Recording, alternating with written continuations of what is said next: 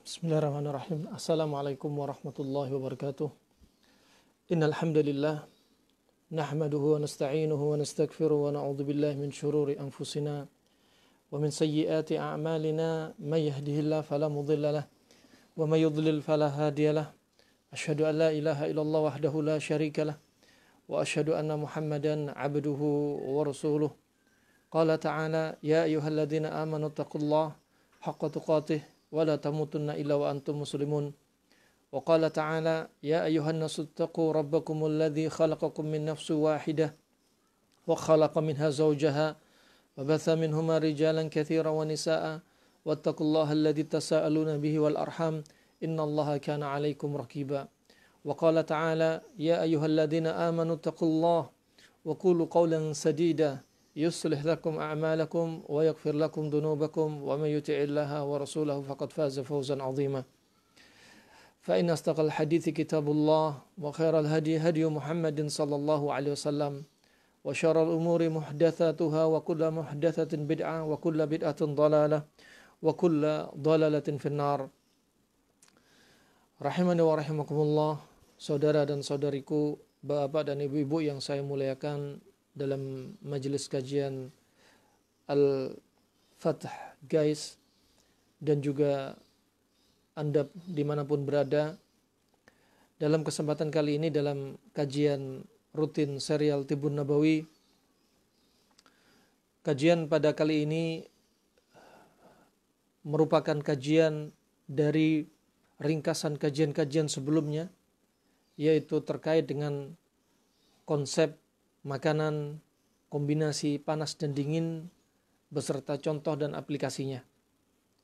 Banyak dari kalangan kaum muslimin yang mereka tidak sabar untuk menuntut ilmu, tidak sabar untuk mengkaji qala Allah wa qala Rasulullah sallallahu alaihi wasallam. Di antara mereka bingung dan heran, ada apa dengan panas dan dingin? Banyak kasus yang dengan izin Allah subhanahu wa ta'ala Allah sembuhkan dari tumor, dari kanker, ganglion, kemudian sakit mata, sakit mah, GERD, rematik, dan keputihan, dan banyak sekali kasus-kasus yang sering kita sebutkan solusinya dengan kombinasi makanan panas dan dingin dan terapi panas dingin pada kasus penyakit. Tentunya semua itu membutuhkan waktu untuk bisa duduk, waktu untuk bisa bermajelis, tidak tergesa-gesa untuk menuntut ilmu. Ya, kemudian dia emosi dengan apa yang dia nggak dapat dari qala Allah wa qala Rasulullah. Kenapa? Karena nggak sabar. Menuntut ilmu butuh kesabaran. Panas dan dingin, alhamdulillah dengan izin Allah subhanahu wa ta'ala, banyak sekali dari saudara-saudara kita dengan izin Allah disembuhkan dengan berbagai macam kasus penyakit. Karena mereka sudah paham apa itu panas dan dingin. Kenapa paham? Karena mereka mencari. Karena mereka berusaha mengikuti kajian. Rahimani wa rahimakumullah. Sebagaimana disebutkan oleh Imam Syafi'i rahimahullah, dia mengatakan dua bidang ilmu, yang dua bidang ini sepanjang masa dibutuhkan oleh umat manusia. Yang pertama adalah ilmu ad-din, ilmu agama. Ilmu agama untuk mengangkat manusia dari kebodohan. Ilmu agama untuk menghilangkan kejahilan dan kesesatan dan kesyirikan, sehingga manusia berjalan di atas qala Allah wa qala Rasulullah sallallahu alaihi wasallam. Dan ilmu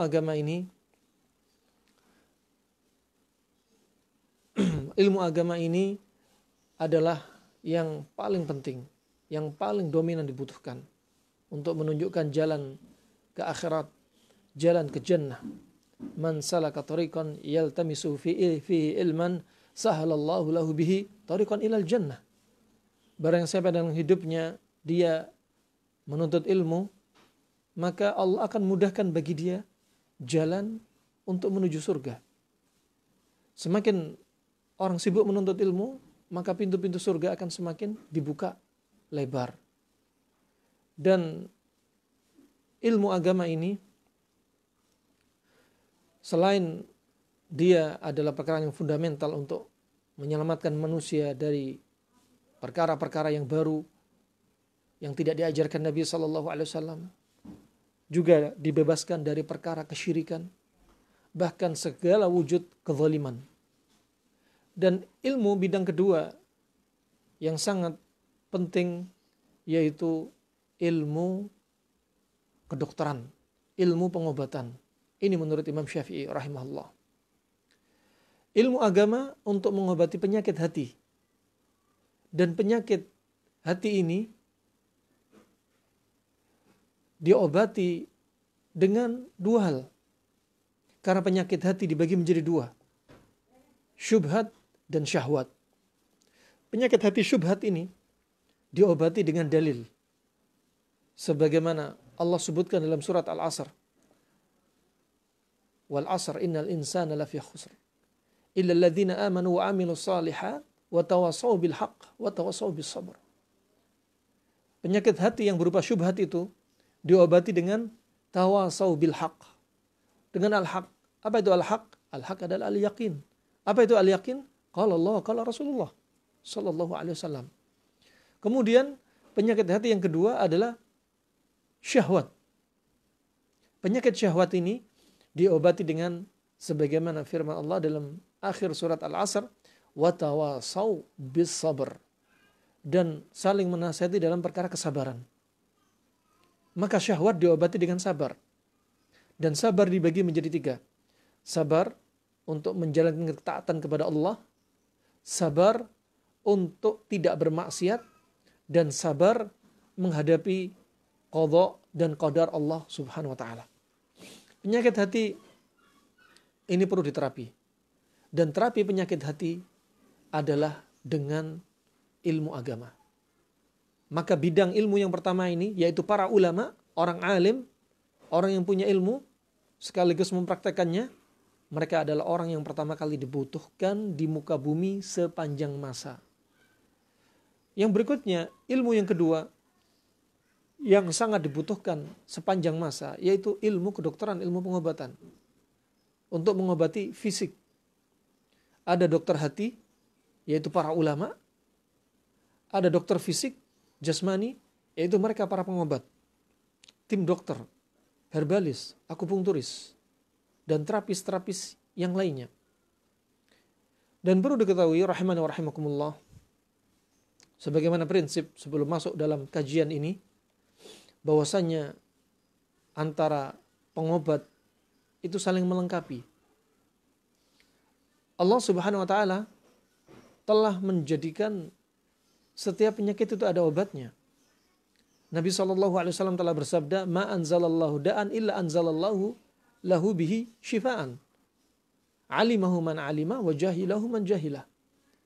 Sesungguhnya Allah tidak akan menurunkan penyakit kecuali pasti Allah turunkan obatnya. Ya, kecuali pasti Allah turunkan obatnya. Taulah orang yang tahu dan enggak tahulah orang yang enggak tahu.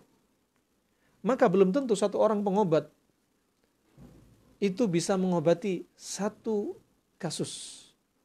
Dia bisa mengobati satu penyakit, tapi tidak bisa mengobati penyakit yang lainnya.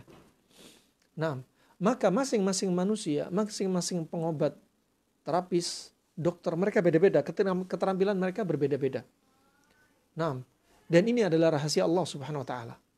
Allah jadikan seorang dokter ini bisa mengobati satu penyakit, tapi dia nggak bisa mengobati kasus penyakit yang lainnya. Sebaliknya, ada orang herbalis atau orang terapis, dia bisa mengobati penyakit yang nggak bisa diobati dokter, tapi dia nggak bisa mengobati penyakit yang dokter bisa lakukan. Oleh karena itu, bagi para pengobat, baik mereka dari kedokteran modern di zaman sekarang, ataupun kedokteran klasik seperti TCM, seperti kedokteran Arab klasik, herbalis tradisional dan lain sebagainya, itu saling melengkapi. Tidak boleh saling mencela, tidak boleh saling memaki. Alhamdulillah, syukur kita kalau dengar kabar ada si fulan bisa mengobati kasus kanker. Ada si fulan bisa mengobati kasus stroke.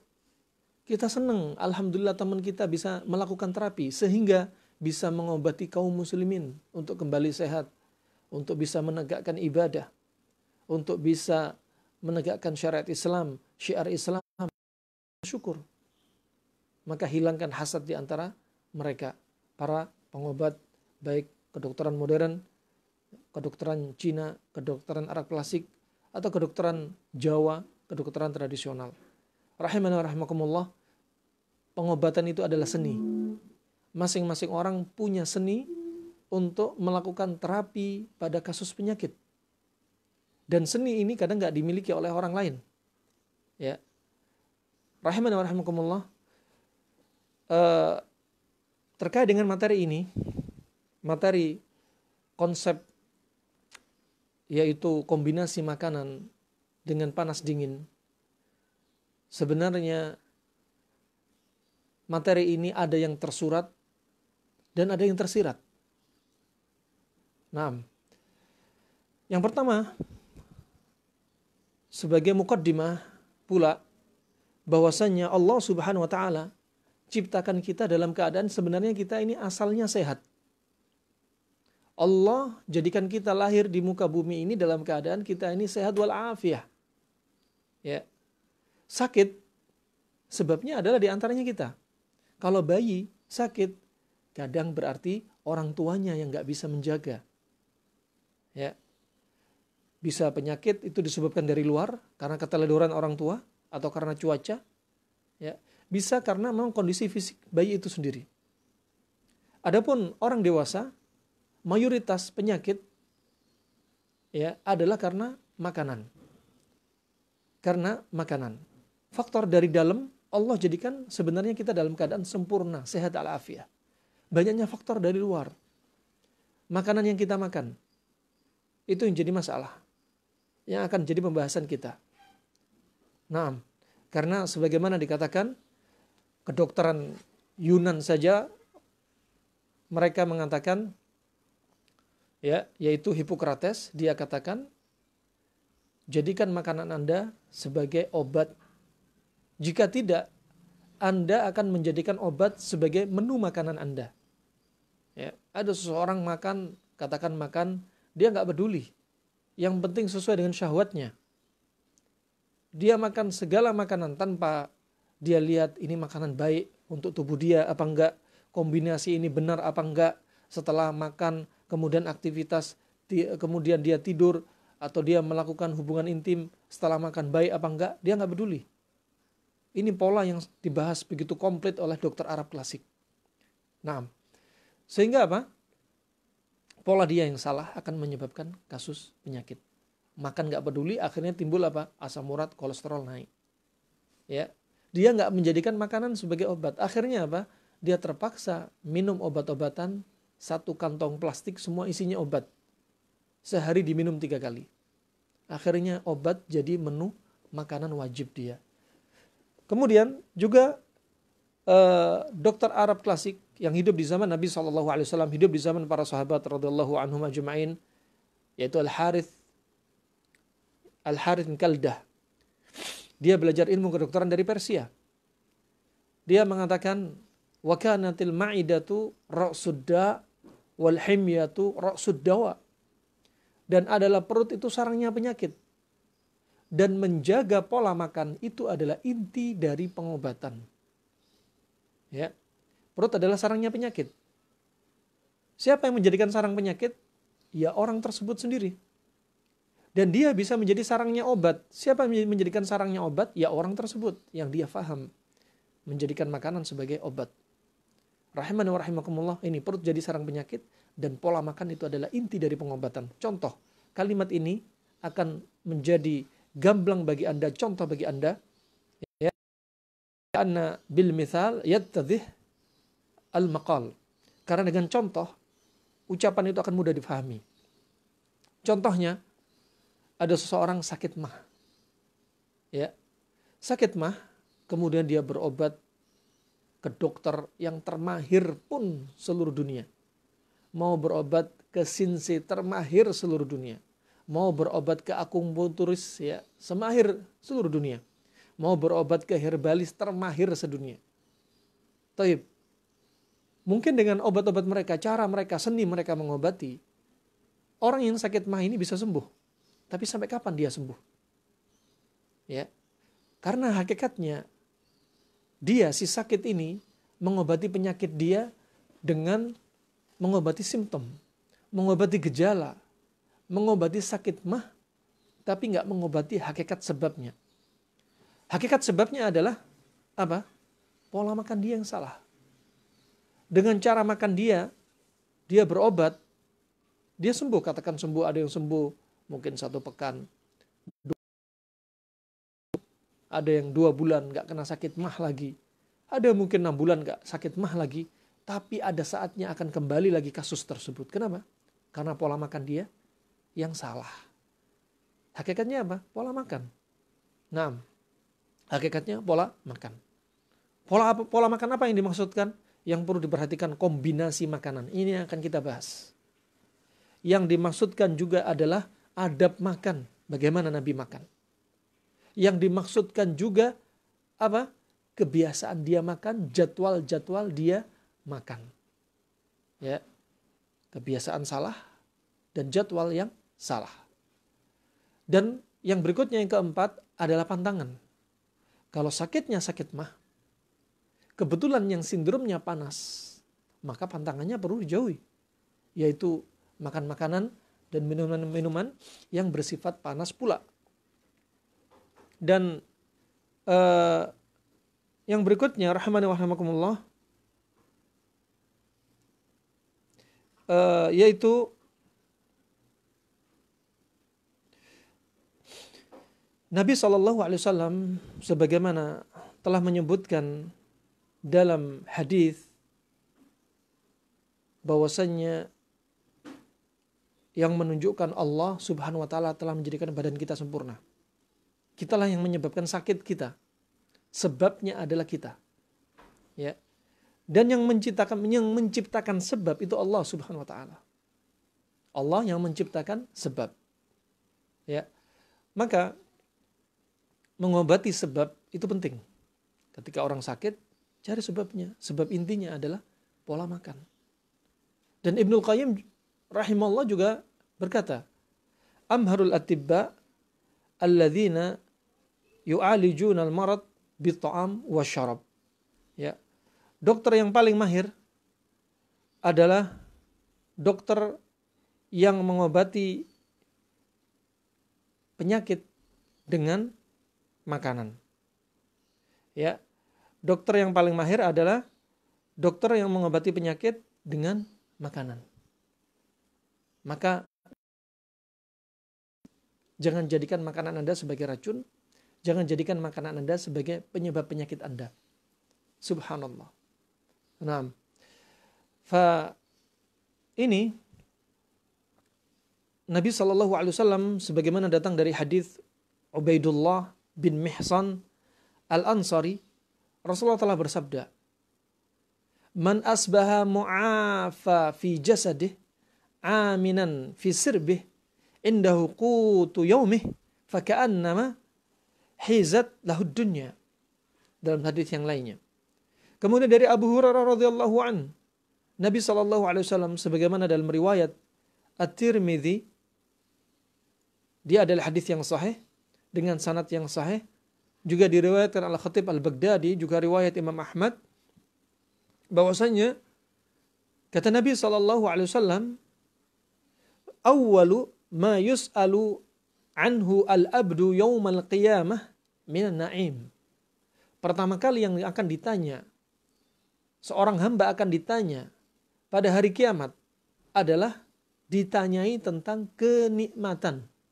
Kenikmatan. Ya. Ayyuqala lahu, dikatakan, ditanyakan kepada orang ini pada hari kiamat, pada kita nanti akan ditanya, dikatakan apa?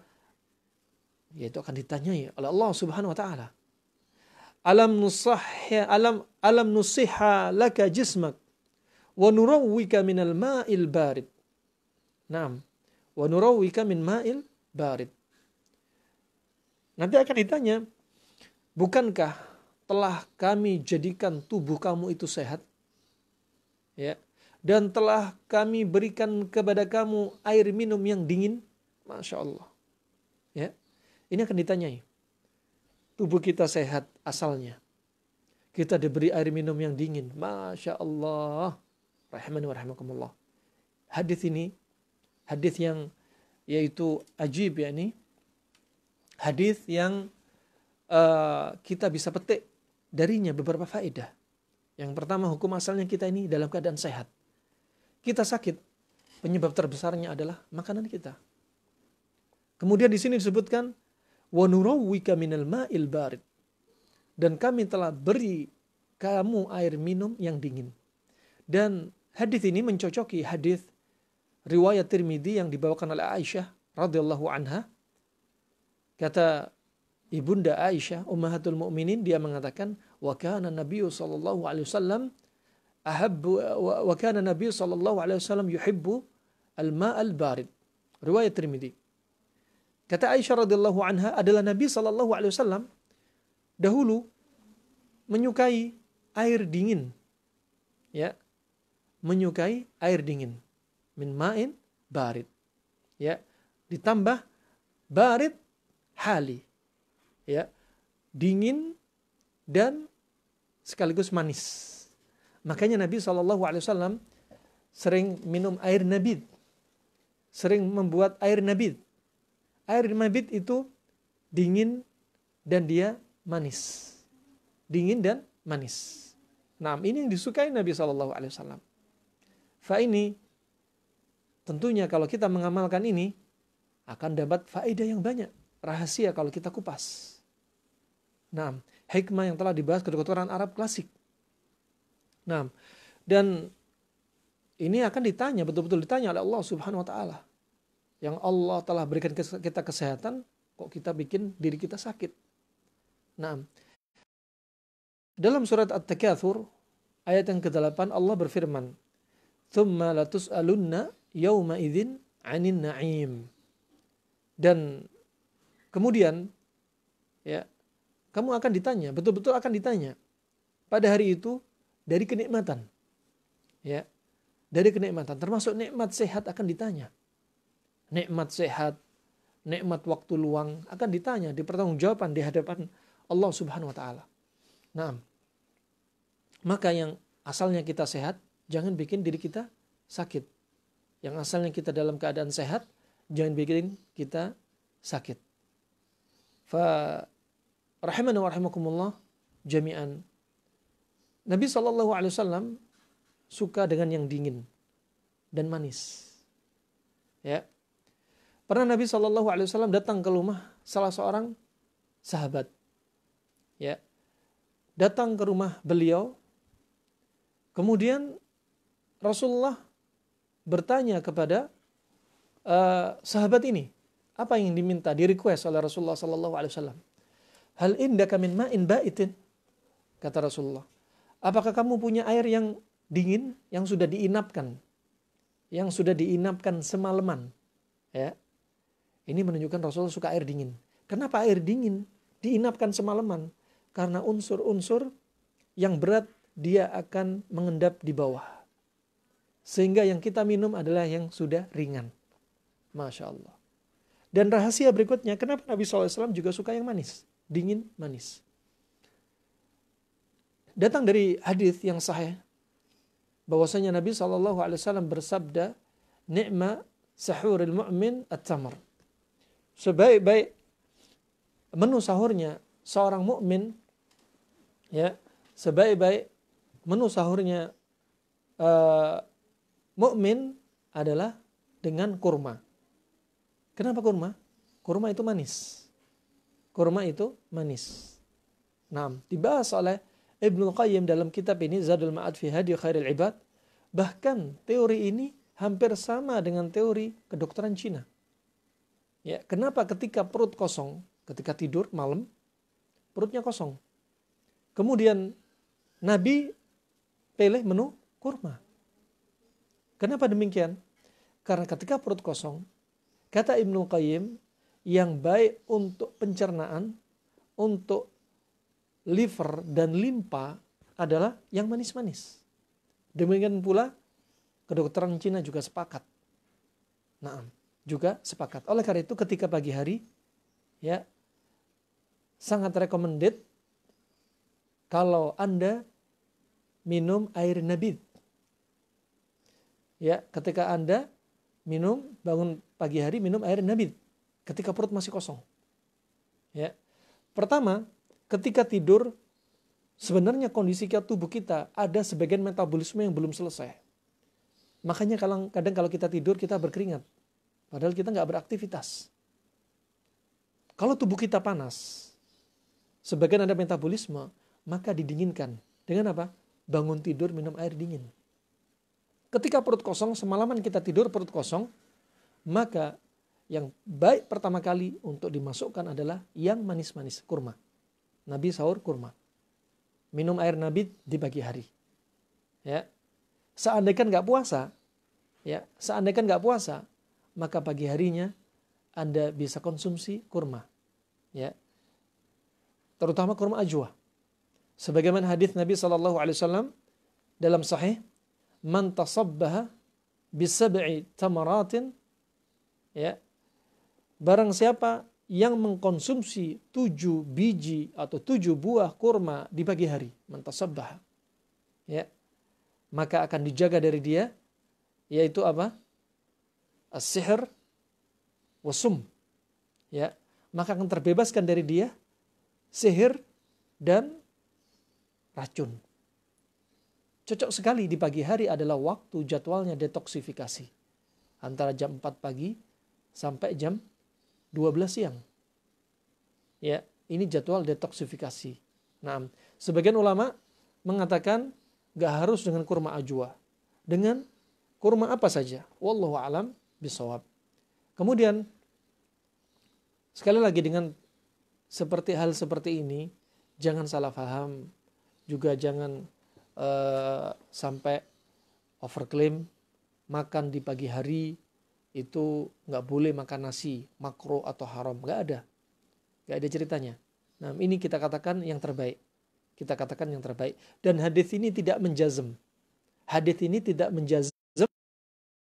bahwasanya menu makan pagi harus pakai kurma, nggak ada keharusan. Nah, kita katakan dari sisi kedokteran Arab klasik.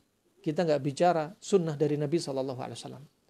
Kalau kita bilang dari Nabi, sahabat melihat Nabi, katakan dari Nabi. Tapi kalau kami nggak sampaikan dari Nabi, maka itu dari disiplin ilmu kedokteran yang lainnya, ilmu pengobatan yang lainnya. Kemudian rahimani wa rahimakumullah, demikian. Ketika sahur, ketika buka puasa, iftar, sebagaimana dari hadis Ibnu Abbas, hadis Aisyah, hadis Anas bin Malik, bahwasanya Nabi SAW, ya, ketika bukanya adalah buka dengan kurma basah. Ya. Kemudian kalau nggak ada kurma basah, dengan kurma kering.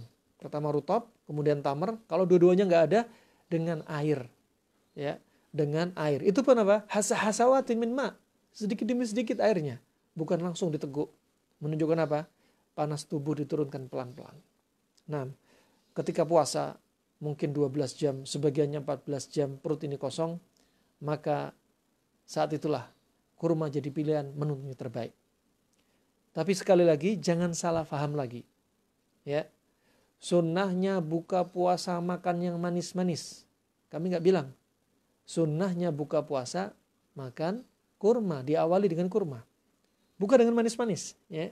Karena yang manis-manis banyak selain kurma. Nah, barakallahu fikum. Begitu pula hal ini juga dipraktekkan pada bayi yang baru lahir oleh Rasulullah SAW. Seperti putranya Abdullah bin Qais, Abu Musa al-Asy'ari, ketika istrinya baru melahirkan, beliau membawa putranya kepada Rasulullah SAW. Ya, kemudian pada hari itu Rasulullah memberikan nama Ibrahim, dan sekaligus Rasulullah minta kepada para sahabat kurma untuk kemudian Rasulullah bisa mentahnik Ibrahim, putra dari Abu Musa al-Asy'ari, Abdullah bin Qais radhiyallahu an. Ya, kemudian Rasulullah memamah, ya, dan diletakkan oleh Rasulullah di si bayi yang baru lahir. Nah, dan Rasulullah mendoakan bayi tersebut. Al-Hafidz Ibnu Hajar menyebutkan caranya tahnik adalah dengan memamah, mengunyah halus kurma, kemudian dimasukkan ke langit-langit bayi, diputar, diletakkan di lidahnya, kemudian diletakkan di gusinya. Tujuannya apa? Yang pertama, tujuannya agar si bayi yang baru lahir ini, dia bisa memainkan atau membiasakan mulutnya, lidahnya untuk menghisap puting susu ibu. Ini hikmahnya. Dan hikmah yang berikutnya, ini hikmah yang jarang diketahui oleh kaum muslimin. Hikmah berikutnya adalah agar yang pertama kali masuk ke perut bayi itu adalah yang manis-manis. Di sini adalah kurma. Adalah kurma. Sampai kata Syekh Ibnu Utsaimin rahimahullah, ya. Syekh Ibnu Utsaimin rahimahullah dia berkata, seandainya ada bayi yang belum ditahnik, kemudian dia sudah terlanjur disusui oleh susunya ibunya, maka nggak ada lagi sunnahnya tahnik. Karena hikmah dari tahnik yang pertama kali masuk adalah kurma. Kalau sudah terlanjur disusuin, maka nggak ada lagi sunnahnya tahnik. Karena hikmah yang dimaksudkan adalah yang pertama kali masuk ke perut bayi adalah yang manis-manis. Cocok untuk merangsang lambung, liver, dan limpa si bayi. Yang sebelumnya bayi ini ya tidak makan makanan dari luar. Tidak makan makanan dari luar. Wallahu a'lam bishawab. Rahimani wa rahimakumullah. Bayi ya 1 hari, 2 hari pun tidak menyusu tidaklah mengapa. Ya. Jangan terlalu dikhawatirkan. Nah, bayi 1 hari, 2 hari tidak menyusu tidak mengapa. Makanya kurma ada pilihan terbaik ketika awal kali masuk ke perut si bayi. Ketika awal kali masuk ke perut si bayi. Rasanya susu tidaklah sama dengan rasanya kurma. Kurma manis tidak seperti rasa air susu ibu. Nah, ini sunnah yang dilupakan oleh bapak-bapak dan ibu-ibu yang mereka punya bayi. Nah, dan tahnik tidak harus dilakukan oleh orang-orang saleh dari para ulama, dari imam masjid, para kiai, para ustadz, enggak. Ya, justru orang tua sendiri. Adapun di zaman Nabi SAW ketika Abu Musa al-Asy'ari ya, dia pergi ke Rasulullah meminta untuk ditahnik, ini adalah kekhususan Rasulullah. Kenapa kekhususan Rasulullah? Karena pada ludah Rasulullah didapati keberkahan yang Allah jadikan ini kekhususan kepada Nabi SAW.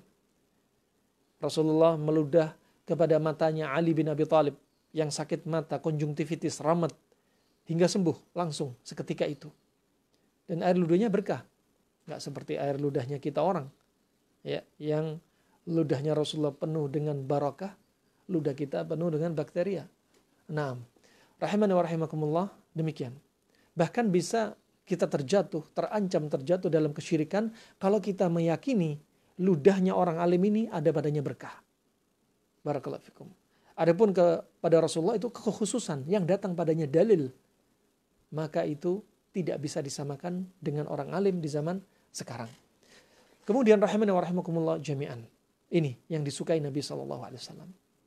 Nah, maka kita harus tahu ya, untuk hidup sehat ideal menurut Islam sebenarnya banyak bimbingan dari Nabi SAW yang kita belum ketahui hikmah-hikmahnya.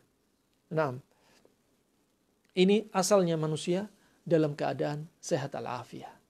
Allah jadikan kita sehat, Allah berikan kita air minum dingin. Allah bilangnya apa? Air minum dingin. Ya. Bukan apa?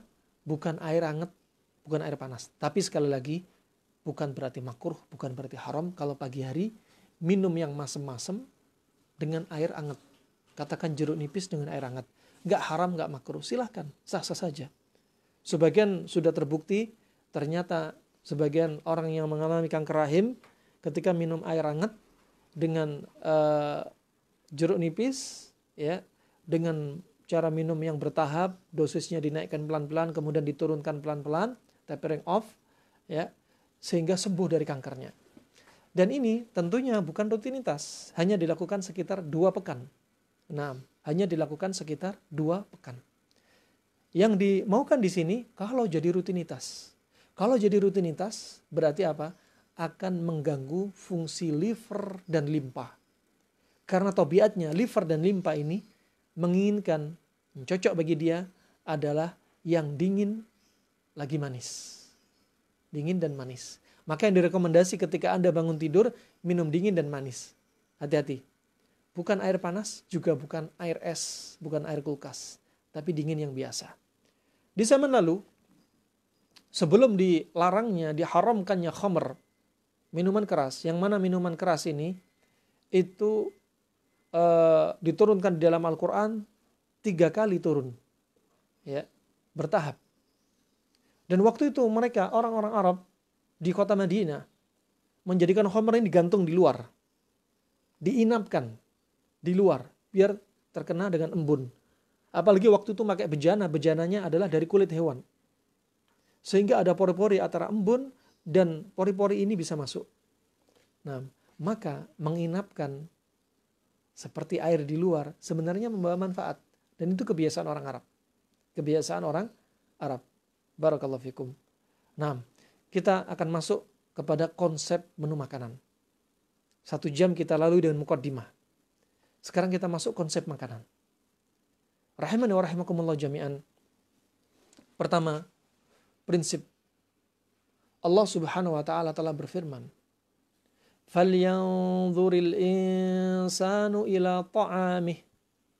Maka hendaknya lah manusia itu lihat makanan yang dia makan. Ya. Para ulama ahli tafsir ada yang menafsirkan apa maksud dari ayat ini. Di antara mereka memaksudkan ayat ini adalah hendaknya manusia mentadabburi. Dengan makanan yang kita makan, kita bisa sehat. Dengan makanan yang kita makan, kita bisa tumbuh kembang. Nah, dan sebagian lainnya menafsirkan dengan makanan yang kita makan bikin sehat atau bikin sakit. Bikin sehat atau bisa sakit. Nah, ini dalil yang pertama. Nah, lihat makanannya. Dalil yang kedua, Nabi SAW, Allah sudah berfirman. Kemudian kita lihat perbuatan Nabi dan ucapan Nabi. Nabi SAW tatkala disebutkan dalam hadis Maimunah radhiyallahu anha, salah satu istri Nabi SAW, waktu itu hadir Khalid bin Walid dan Ibnu Abbas, yang mana keduanya ini, ya, Maimunah adalah bibi dari keduanya. Ya, wallahu a'lam waktu itu Ibnu Abbas dan Khalid bin Walid sepertinya membawa hasil buruan mereka. Apa hasil buruan mereka? Lahmu dabbin, daging kadal Arab. Ya. Ini daging kadal Arab. Adapun kamus-kamus Indonesia mengartikan lahmu dabbin adalah daging biawak. Ini salah fatal antara halal dan haram. Ya, daging kadal Arab dia nggak punya taring, nggak punya cakar.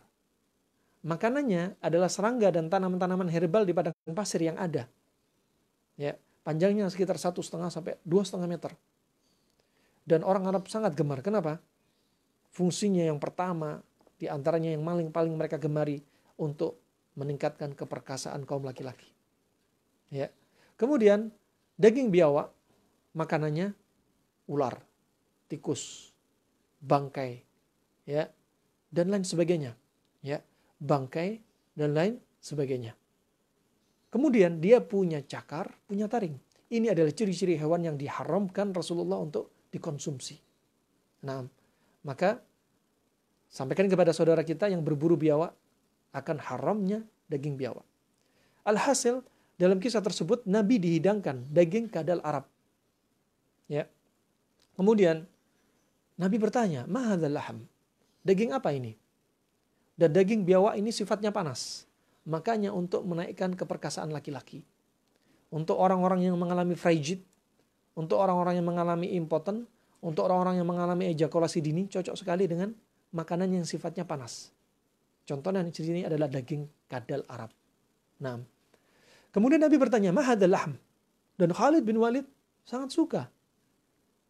Kemudian kata mereka, "Hadzal lahmud dhabbin." Ini adalah daging kadal Arab. Ya. Kemudian Rasulullah nggak mau makan. Sahabat bertanya lagi, "Ahu haram? Apa daging ini haram ya Rasulullah?" Kemudian kata Rasulullah, "La, laisa biharam. Innama huwa laisa bi'ardhi qaumi." Ya, fa ana ajidu fi nafsi u'afu. Ini enggak haram. Cuma kaum Quraisy enggak biasa makan daging seperti ini dan aku mendapati diriku menjaga dari makanan yang seperti ini. Artinya apa? Enggan. Ya, enggan, enggak enak atau mungkin jijik sehingga Rasulullah enggak mau makan. Ini apa? Falyanzuril insanu ila ta'ami. Rasulullah melihat apa yang dia makan. Rasulullah bertanya, "Naam, makanan bikin sehat apa enggak? Menjijikkan apa enggak bagi dia?" Nah, kemudian kata Ibnu Qayyim rahimahullah, kata Ibnu Qayyim, kalau seseorang memaksakan dirinya untuk makan sesuatu yang dia enggak suka, apa kata Ibnu Qayyim? Al-madharrah akthar min manafi'ih. Bahayanya akan lebih banyak daripada manfaatnya. Kalau dia paksa. Ini bimbingan dari Nabi SAW. Kenapa? Bahaya ini bisa dari dunia dan akhirat. Dari sisi akhirat atau agama. Kalau seseorang memaksa makanan yang dia nggak suka, maka dia akan terjatuh dalam salah satu dosa. Yaitu apa? Mencela makanan. Kenapa nggak dimakan dari tadi? Kenapa nggak dihindarkan dari tadi? Kenapa dia memaksa makanan yang dia nggak suka? Akhirnya mencela makanan. Nah, Abu Hurairah telah berkata, "Maka Nabi sallallahu alaihi wasallam sabba ta'aman qat. In ishtahahu akala wa illa taraka." Nabi sallallahu alaihi wasallam nggak pernah dia ini mencela makanan. Kalau suka langsung dimakan, kalau nggak ditinggalkan. Itu Nabi sallallahu alaihi wasallam, nggak pernah mencela. Kata Imam Nawawi rahimahullah dalam Syarah Sahih Muslim, dia mengatakan cukup seseorang mengatakan makanan ini kok asin, itu sudah mencela makanan. Makanya hati-hati. Ya. Kemudian juga efek yang lainnya dari sisi duniawi, dari sisi fisiknya akan menimbulkan reaksi seperti yaitu reaksi balik, refleks. Balik akan muntah. Karena dia nggak suka, jijik antara otak dan pencernaan sudah nggak sejalan. Akhirnya muntah. Bisa menimbulkan reaksi alergi, demam dan diare. Bisa menimbulkan gatal-gatal, ya, bisa menimbulkan efek-efek yang negatif, mengganggu mekanisme tubuh seseorang. Juga dalam hadits yang riwayat Tirmidzi disahkan Syekh Al-Albani rahimahullah, makanya ketika ada orang sakit, selera dia berkurang. Kemudian Nabi bersabda, "La tukrihu mardakum bi ta'am wa syarab, fa innallaha tabaraka wa ta'ala yut'imuhum wa yusqihim." Janganlah paksa orang yang sakit di antara kalian dengan makanan dan minuman. Karena Allah lah yang memberi makan dan minum. Kalau orang sakit, itu sudah pertahanan tubuhnya. Dia nggak nafsu makan. Dia nggak nafsu makan. Maka dia nggak mau makan. Ketika dia nggak mau makan, sebenarnya itu adalah proses pertahanan tubuh dia. Badannya demam. Kenapa demam? Tubuh sedang mendidihkan, menggodok virus bakteri yang ada di tubuhnya. Kenapa nggak nafsu makan? Ternyata dengan dia nggak nafsu makan, sel darah putih dia dikeluarkan. Ya, ini bukan hanya pada manusia. Kucing, anjing, burung dara, ular sekalipun, ya, kalau mereka sakit, walaupun dikasih makanan yang termahal untuk hewan, mereka nggak akan mau makan. Kenapa? Itu mekanisme dia. Subhanallah. Ciptaan Allah subhanahu wa ta'ala. Ya. Makanya kalau ada orang sakit jangan dipaksa. Ya, jangan dipaksa. Kemudian rahimani wa rahimakumullah jami'an. Itu dalil pertama. Kemudian dalil dari Nabi SAW, lihat makanan itu kebiasaan Nabi. Dari sisi dunia dilihat makanan baik menurut dia apa enggak? Ya. Dia suka apa enggak? Ya. Dari sisi ukhrawi haram apa enggak? Nah, haram apa tidak itu juga perlu kita lihat. Nah, keberkahan, berkah dalam perkara agama, berkah dalam sisi kesehatan. Rahimani wa rahimakumullah jami'an. Yang berikutnya, dalil terkait dengan konsep kombinasi dalam pertemuan ini. Ya, langsung dengan kombinasi. Nah, bagaimana kita melihat makanan itu akan menjadi obat? Makanan itu bermanfaat. Pakai konsep kombinasi. Sebelum masuk konsep kombinasi, ya, kita jangan salah paham. Dengan apa yang Allah halalkan dari perkara dunia, dari perkara makanan.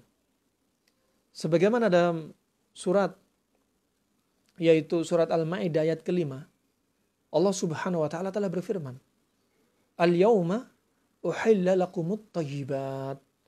Pada hari ini telah kuhalalkan bagi kalian yang thayyib, yang halal-halal, yang baik-baik. Ingat, tapi jangan salah paham. Bukan berarti Allah menghalalkan yang baik-baik. Bukan berarti makanan yang baik, halal, ketemu makanan yang halal, itu nggak menimbulkan penyakit. Ini salah paham. Ya, bukan demikian. Makanan halal ketemu halal bisa menimbulkan penyakit. Ya. Makanya di sini yang akan kita bahas. Makanan halal ketemu halal bisa menimbulkan penyakit. Contoh, panas ketemu panas. Terus dia makan tanpa ada kombinasi dingin. Apa yang terjadi? Tubuh ini akan lembab. Panasnya berlebihan. Sehingga menimbulkan sekian banyak kasus penyakit. Dari kasus ringannya sampai kasus beratnya. Ringannya contoh. Pada kaum wanita, keputihan. Kenapa keputihan? Karena badan dia lembab. Rahim lembab.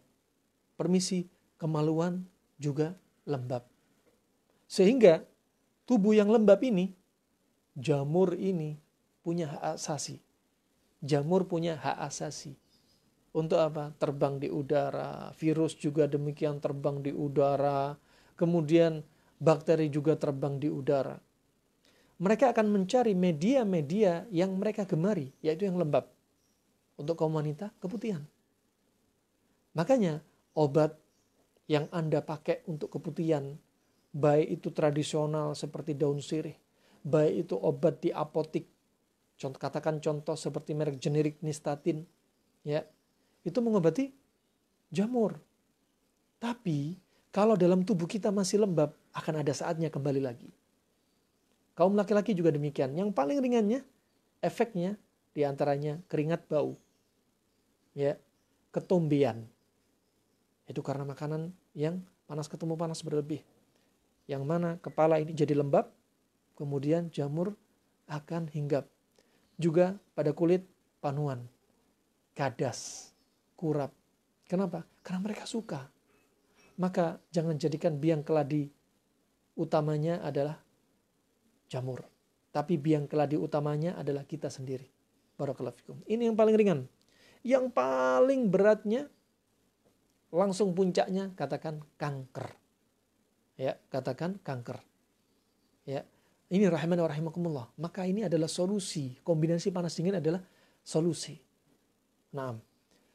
Al-Hafidh Ibnu Hajar telah menyebutkan dalam kitabnya Fathul Bari, Syarah Sahih Al-Bukhari, dia menyebutkan di antara mayoritas sebab penyakit, sababuhu insibabi al-madah. Insibabi al-madah. Karena menumpuknya unsur atau ikhtilat, yaitu unsur-unsur makanan yang campur, ya, wal abkharah, dan akhirnya timbul uap, ya, timbul uap atau angin di dalam tubuh. Kalau uap atau angin ini naik ke lambung, ya, dia bisa sakit mah. Kemudian naik ke paru-paru, ini paru-paru akan mudah terinfeksi. Imma infeksi saluran pernafasan, ya, imma paru-paru ini jadi lembab. Apalagi habis paru-paru naik tenggorokan, naik ke hidung. Sehingga kata Al-Hafidh Ibnu Hajar, idan dafa'a atau inin dafa'a ilal khayashim, ya, asaba az-zukam. Kalau sudah uap, kelembapan tadi naik ke atas paru-paru, hidung, akhirnya terjadi apa? Zukam, influenza. Kenapa para hadirin? Karena hidung ini ikut lembab. tenggorokan lembab, paru-paru lembab. Makanya hati-hati. Pola panas dingin sangat membantu Anda untuk juga sebab terhindar dari COVID-19. Dari mana? Karena kalau hidup kita lembab, sering pola makan yang salah. Panas ketemu panas terus. Apalagi ketika WFH, banyak orang yang BB-nya naik drastis. Makan inputnya banyak, outputnya sedikit, tidak olahraga. Ya, akhirnya apa? Hidung lembab. Kalau sudah hidung lembab, apa yang terjadi? Virus terbang di mana-mana. Ada virus influenza, ada bakteri Pseudomonas aureus, ada jamur, akan hinggap ke dia. Maka orang yang salah pola makan, ingat, akan menjadikan lembab sehingga potensi virus tersebut hinggap di tempat yang lembab. Masya Allah. Barakallahu fikum. Makanya ternyata pola makan ini pengaruh sekali. Bukan hanya kita berjemur di bawah matahari. Kita ambil olahraga walaupun sedikit-sedikit. Ya, ambil sebab. Ya, kemudian kita atur pola makan kita. Panas dingin. Sehingga nggak terjadi kelembapan berlebihan. Dan kelembapan ini di dalam perut kalau naik, ini dafa'a ilal ain. Kalau panas ini naik ke mata, asabar ramat, akan menyebabkan konjungtivitis, infeksi pada mata. Nah, ini wallah mungkin ada yang tertawa, tersenyum, aneh. Ya, akan kita sebutkan. Ternyata ada latar belakangnya. Kenapa Al-Hafidz Ibnu Hajar mengucapkan seperti ini? Nah, ternyata sakit mata. Kenapa? Mata lembab. Kalau mata lembab, udah bakteri virus tinggal hinggap. Dan ini dafa'a ila ra'as, kalau uap ini terus naik ke otak, tidak bisa keluar, akan terjadi pusing. Ya, berarti pusing penyebabnya apa? Angin lembab yang berlebihan naik ke atas. Bisa migrain, bisa vertigo. Coba, ternyata ada hadis yang diriwayatkan oleh Imam Al-Bukhari dalam kitabnya Adabul Mufrad. Ya, disahkan Syekh Albani rahimahullah, ketika ada seorang badu datang kepada Rasulullah. Ya, Rasulullah takjub dengan fisik dia yang begitu kuat, orang badu ini. Gak pernah dia sakit seumur hidupnya. Rasulullah bertanya kepada dia, hal asabaka Mildam? Apa kamu pernah kena Mildam? Apa itu Mildam? Kemudian Rasulullah berkata, al-humma baina jildik wa bainal jildik wal lahm, yaitu panas, demam antara kulit kamu dan otot atau daging kamu. Kemudian orang ini berkata, ma asabani abadan, aku gak pernah kena demam seperti ini. Kemudian Rasulullah bertanya lagi, hal asabaka suda, hal sodakta, apa kamu pernah pusing? Kemudian orang badu ini berkata, apa itu pusing? Ya. Kemudian Rasulullah sebutkan, ini syahidnya. Rasulullah sebutkan, yaitu karena apa? Al-abkharah. Karena uap. Ya, uap ini naik ke kepala. Itu sebabnya pusing. Ini hadis Nabi SAW. Di sini berarti pusing. Gara-gara apa? Abkharah. Uap. Angin.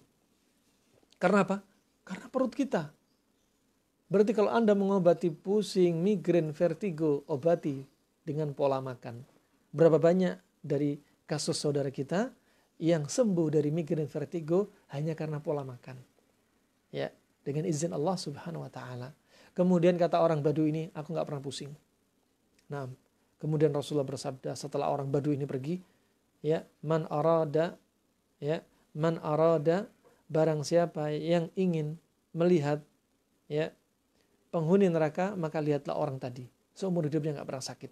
Nabi SAW yang Allah berikan kekuatan, ya, kekuatan masalah iman dan imun dia, tubuh dia yang kuat, fisik dia yang kuat dibanding sahabat. Tapi Rasulullah masih sakit.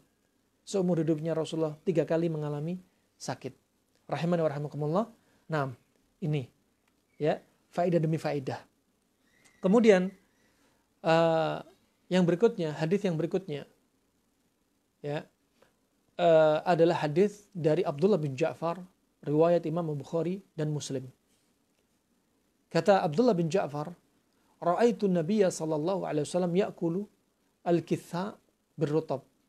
Aku melihat Nabi sallallahu alaihi wasallam makan timun dengan rutab. Makan timun dengan rutab. Ya, kitha adalah timun atau sejenisnya. Timun atau sejenisnya. Mau timun biasa, mau timun Jepang, atau semisalnya, yang jelas ini sifatnya dingin. Ya, Nabi makan timun birutab dengan kurma basah. Ya. Sudah kita lalui kurma itu ada 6 tahapan. Talak, balah, khulal, busur, rutab, dan tamr. Rutab ini kurma basah, tamr ini kurma kering. Ya. Nah, kemudian dalam riwayat yang lainnya dari Aisyah, Ibunda Aisyah Ummahatul Mukminin, dalam riwayat Abu Daud dan Tirmidzi, kata Aisyah radhiyallahu anha, kana Nabi sallallahu alaihi wasallam ya'kulu bitikh birutab. Adalah Nabi SAW makan semangka dengan kurma basah.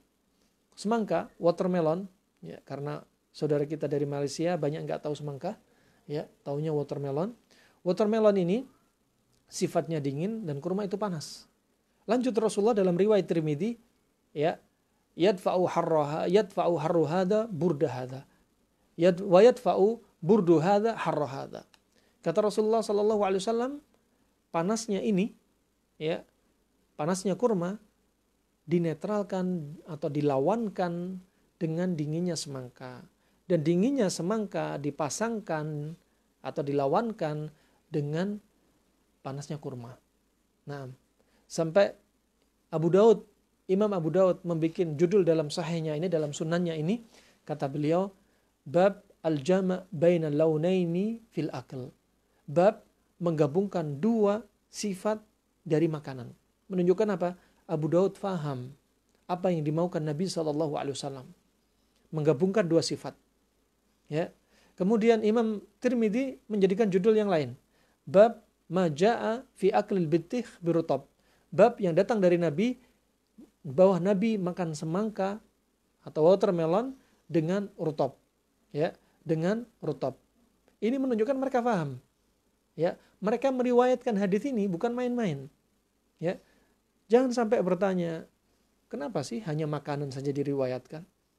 Ya, para ulama Bukhari, Muslim, Abu Dawud, Tirmidzi tadi nggak sembarangan meriwayatkan.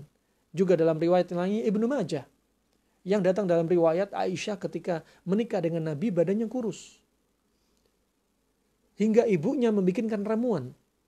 Ya, ibu kandungnya Aisyah Ummu Ruman. Ya, ibunya membikinkan ramuan, tapi ramuannya gagal semua. Beberapa saat kemudian badannya mulai gemuk ideal. Kemudian ditanyailah Aisyah oleh ibunya, "Ma'adha akalti ya Aisyah? Apa yang kau makan wahai Aisyah?" Kata Aisyah, "Apa? Akaltu mimma akala bihi Nabi sallallahu alaihi wasallam." Aku makan sebagaimana Nabi makan.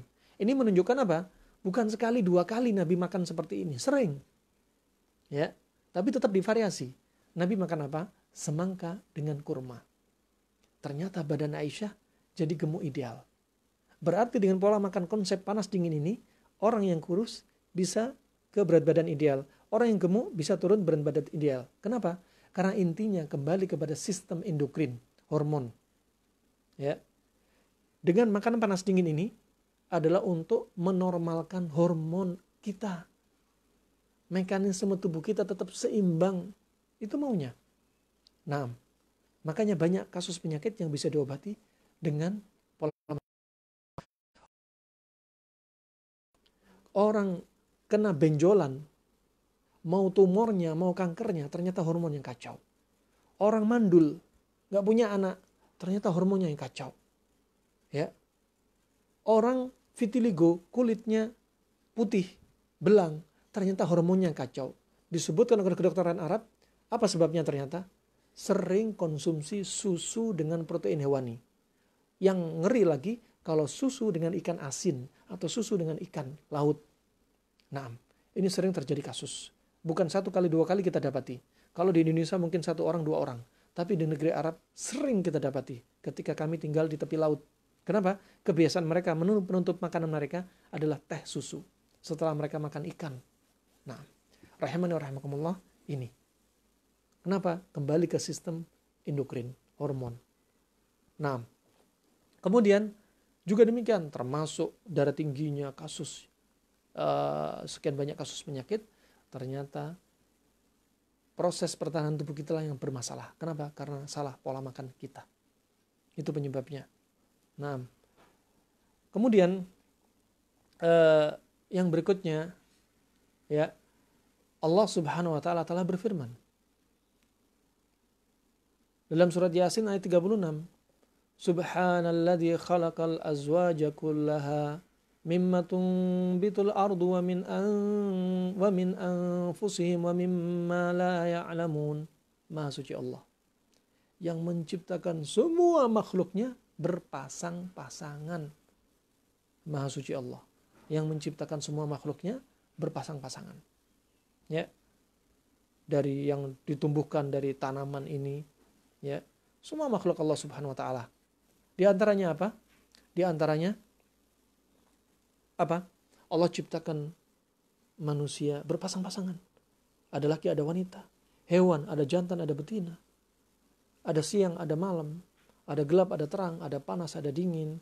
Ada lembab, ada kering. Ya, kemudian juga Allah ciptakan surga, Allah ciptakan neraka. Kemudian juga Allah ciptakan maksiat, Allah ciptakan taubat.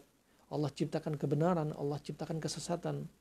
Allah ciptakan, ya, bahkan pada tubuh kita, seperti jantung kita, ada pompa natrium kalium, ada keseimbangan, ya. Kemudian juga Allah ciptakan pula di antaranya adalah partikel yang paling kecil, ada ion positif, ada ion negatif, ya. Makanya kalau ada orang sakit mah di rumah sakit dikasih obat untuk penangkal mah dengan sekian banyak mereknya, isinya apa? Aluminium, magnesium. Lawan dari sifat lambung. Subhanallah. Itu contoh saja. Kemudian rahimani wa rahimakumullah jami'an. Ya, ini prinsip panas dan dingin. Kemudian yang berikutnya, sebenarnya pembahasan ini pembahasan yang di negeri Arab sendiri jarang sekali dibahas. Literaturnya sangat minim. Dalam kedokteran kuno saja juga sangat minim. Apalagi di negeri kita, ini masih jarang dibahas. Rahimani wa rahmakumullah, pernah satu ketika kami tanyakan langsung hadis Abdullah bin Ja'far riwayat Bukhari dan Muslim yang sudah kita lalui, dan hadis Aisyah radhiyallahu anha yang sudah kita lalui dari riwayat Abu Daud dan Tirmidzi. Kami tanyakan kepada seorang syekh, profesor doktor, seorang guru besar usul fikih di salah satu universitas di kota Riyadh. Kami tanyakan, ya syekh, hal bihada yani jama' min at-ta'am min as-sunnah. Ya syekh, apakah dengan mengkombinasi makanan ini termasuk sunnah? Kemudian beliau menjawab, jazman hadha minas sunnah, illam yakun minas sunnah famadha. Kata beliau hafizahullah, jelas ini bagian dari sunnah. Kalau bukan sunnah, apalagi? Ya, itu beliau adalah Syekh Profesor Dr. Adil As-Subai'i. Adil As-Subai'i. Nah, semoga Allah menjaga beliau. Nah, ini beliau mengatakan ini termasuk sunnah. Ya, termasuk sunnah. Makanya saya berani katakan ini sunnah karena sudah kami tanyakan kepada para ulama. Nah, sudah kami tanyakan kepada para ulama. Ya, namanya sunnah. Jangan mengklaim kalau nggak melakukan ini haram atau makruh. Barakallahu fikum. Kemudian sebelum kami tutup, lantas bagaimana kombinasi panas dingin? Apa saja? Ya, banyak mereka yang mengeluh, tolong bikinkan poster, tolong bikinkan jadwal, tolong bikinkan ya dari awal sampai akhir. Sebenarnya walaupun belum kami bikinkan, alhamdulillah banyak saudara-saudara, ya, banyak dari saudara-saudara kita yang sudah praktek, sudah paham. Kenapa paham? Karena sudah mengambil konsep. Karena sudah bisa mengambil konsep.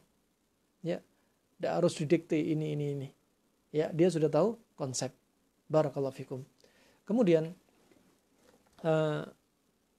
konsep ini sebenarnya mudah, jangan dibikin susah. Sebelum masuk konsep ini, sekali lagi ringkasan, praktekkan juga dari perkara yang lainnya. Yang pertama, jadwal itu organ tubuh. Sebenarnya ada jadwal organ yang dipraktekkan atau diambil dari ilmu kedokteran Cina, tapi mungkin begitu rumit bagi Anda untuk mempraktekannya, menghafalkannya. Jadwal limpa itu katakan jam 9 sampai jam 9 sekian, jadwal liver banyak sekali. Langsung aja kita ambil ringkasan untuk lebih memudahkan Anda, ya. Yang pertama, jadwal jam 4 pagi sampai jam 12 itu jadwal tubuh kita mencuci racun. Oleh karena itu di pagi hari, organ jantung, liver, limpa, ginjal, semuanya sudah lelah. Ya. Kalau sudah lelah, ya, jantung sudah lelah. Lelah apa? Memasok darah untuk membantu proses detox kepada liver, empedu, kepada limpa, kepada lambung, kepada usus, ya, kepada ginjal, ya. Lelah. Kalau sudah lelah, organ-organ ini prinsipnya apa? Jangan ditambah menu makanan yang bikin mereka tambah lelah. Liver di pagi hari sudah lelah mencuci racun. Berarti di pagi hari Anda jangan konsumsi makanan yang tambah memperlelah liver. Pagi hari konsumsi daging, protein, lemak. Ya. Yang notabene butuh waktu 4 jam di metabolisme di liver. Liver sudah lelah tambah lelah. Jantung sudah lelah tambah lelah. Akhirnya apa? Akan menyebabkan penuaan dini. Usangnya organ lebih cepat. Barakallahu fikum. Ya. Oleh karena itu, di pagi hari carilah menu-menu yang meringankan proses, yaitu proses apa tadi? Proses pencuci racun, detox. Seperti apa? Anda pagi hari Anda misalkan makan buah. Ketika perut kosong, pilih menu yang manis. Ya. Yang manis bagus, semangka, melon, pepaya. Ini Masya Allah. Walaupun Anda tidak mengkombinasi dengan yang lainnya, hanya semangka saja, tidak mengapa. Ya, tidak mengapa. Ya, karena mayoritas tubuh kita ini panas. Sehingga Anda konsumsi memilih yang manis dan dingin. Maka itu tidak mengapa. Kalau dikombinasi itu lebih bagus. Seperti dikombinasi dengan kurma misalkan. Barakallahu fiik. Kemudian, kapan buah yang lainnya? Katakan buah yang masam atau kecut. Ya, mungkin Anda bisa konsumsi 1 jam setelahnya. Anda mungkin bisa pakai apa? Anda bisa pakai setelahnya Anda buah sirsa. Ya. Mau buah pisang, mau buah apel, silahkan sah-sah saja. Apalagi buah sirsa sangat bagus untuk detox. Dia juga anti kanker. Ya. Seorang profesor dokter dari Cina sudah meneliti. Ternyata tatkala buah ini dikonsumsi ketika perut kosong, yang mana buah ini bercampur dengan yaitu enzim pada ludah kita, amilase dan lain sebagainya, ternyata menghasilkan kombinasi antara enzim pada buah dan enzim pada amilase pada mulut, enzim amilase menghasilkan anti kanker yang sangat kuat. Nah, maka praktekkan juga diantaranya dengan antioksidan terkuat ini untuk membersihkan usus, peredaran darah, dan saluran pernafasan, juga untuk meregenerasi sel. Barakallahu fikum. Kemudian ketika siang hari, jam 12 sampai jam 8 malam, organ siap melakukan aktivitas beratnya untuk mencerna makanan. Katakan makan siang jam 1, silakan makan siang jam 1. Tapi sekali lagi, menu makanan yang paling baik, gak kita katakan makruh atau haram panas ketemu panas, silahkan. Ya, kalau Anda nggak bisa panas ketemu dingin, Anda maunya panas ketemu panas, ditambah dingin, tidak mengapa. Ya, lebih mending daripada cuma Anda menjadikan panas dari panas saja. Contoh misalkan makan nasi dengan sate. Nasi dengan sate kambing. Panas ketemu panas. Ya. Oleh karena itu, panas ketemu panas kalau terus-menerus akan menjadikan tubuh kita lembab. Ya. Oleh karena itu, paling baik Anda bisa tambah panas ketemu panas ditambah dengan dingin untuk meminimalisir yaitu sifat panas yang berlebihan. Tetapi akan lebih sempurna kalau Anda kombinasi cukup 2 warna. Panas, dingin saja. Panas, dingin saja. Nah, panas dan dingin saja. Katakan Anda makan sate sama salad. Selesai. Sayur salad. Udah selesai. Tanpa nasi. Sebenarnya mindset kita saja yang keliru. Kalau nggak makan nasi, nggak kenyang. Kalau nggak makan nasi, belum makan. Kalau nggak makan nasi, berarti ini dan itu. Bukan. Nah, sebenarnya yang sangat dikonsumsi di antaranya protein. Nah, dicari pasangannya. Barakallahu fikum. Jangan terlalu banyak mengkombinasi sifat makanan. Ya, orang yang salah, dia beranggapan saya pengen anak istri saya sehat. Sehingga saya mau belanja lauk pauk, semua lauk. Ikan segar ada, ikan laut ada, ikan darat ada, ikan asin ada, kemudian ada sapi segar, ada dendeng sapi, kemudian ada kambing, ada satenya, ada kambing yang digorengnya, ada gulenya, kemudian ada ayamnya, ada ayam kampung, ya, kemudian ada kambing, kemudian ada telur asin, telur bebek, telur ayam. Dia pikir dengan menyajikan semua protein hewani di hadapan dia, itu bagi dia sehat. Ini justru salah. Ya, justru salah. Yang benar kombinasi 2 sifat itu paling sempurna. Paling sempurna.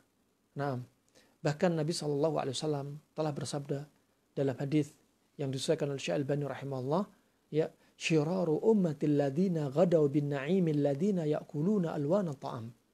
Umatku yang buruk adalah umatku yang mengkombinasi warna makanan terlalu banyak. Kami tanyakan juga kepada Syekh Profesor Dr. Adil As-Subai, apa maksud dari hadis ini? Beliau menafsirkan maksudnya adalah orang yang sombong dengan jenis makanan yang banyak. Orang yang sombong dengan jenis makanan yang banyak. Itu dari sisi apa? Sisi ukhrawi. Dari sisi ukhrawi. Nah, sombong. Artinya sifat yang tercela. Pamer dengan makanan yang beraneka ragam. Tapi dari sisi kedokteran Arab klasik, apa? Makanan yang terlalu bervariasi ini akan menyebabkan penyakit. Akan menyebabkan penyakit. Barakallahu fikum. Ya. Kemudian makan malam jangan di atas jam 8. Mungkin Anda bisa makan sebelum maghrib atau antara maghrib dan isya. Atau setelah isya, tapi sebelum jam 8. Dan sebagaimana disebutkan hadis Nabi SAW, ya, sebagaimana idza hadar al-asya fala asya, ya, atau idza hadar al-asya qaddimu bil asya, ya, idza hadar as-salah wa hadar al-asya faqaddimu bil asya. Kalau salat isya sudah hadir, ya, adzan sudah berkumandang, salat sudah ditegakkan, tapi makanan sudah dihidangkan, maka dulukan makanan. Ini menunjukkan di antaranya salah satunya juga kebiasaan sahabat makan sebelum isya. Makan sebelum isya. Nah, dan juga yang menunjukkan bahwasanya Nabi SAW tidur di awal malam. Ini menunjukkan apa? Selepas sholat isya, Nabi ini gak menunda-nunda tidurnya.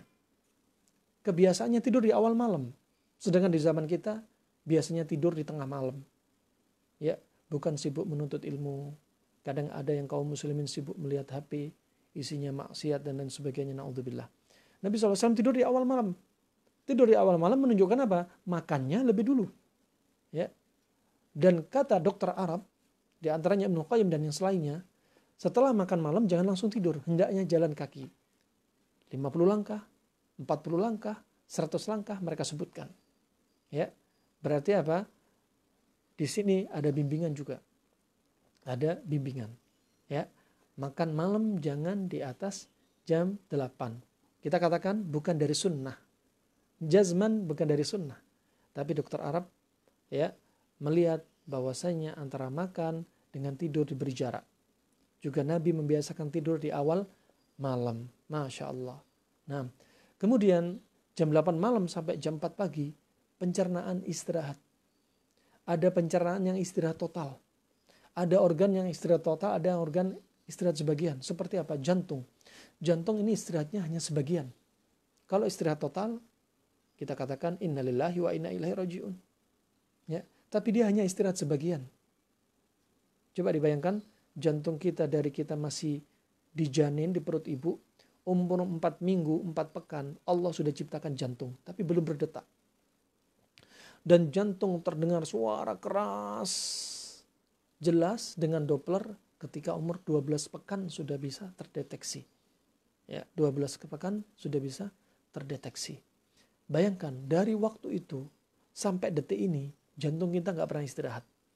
Coba kalau bayangkan malam-malam kita setiap hari ngopi, memforsir kerja jantung kita. Setiap hari begadang, setiap hari ya makan di atas jam 8. Akhirnya apa? Mempercepat usangnya organ-organ kita. Ya, mempercepat usangnya organ-organ kita. Barakallahu fiik.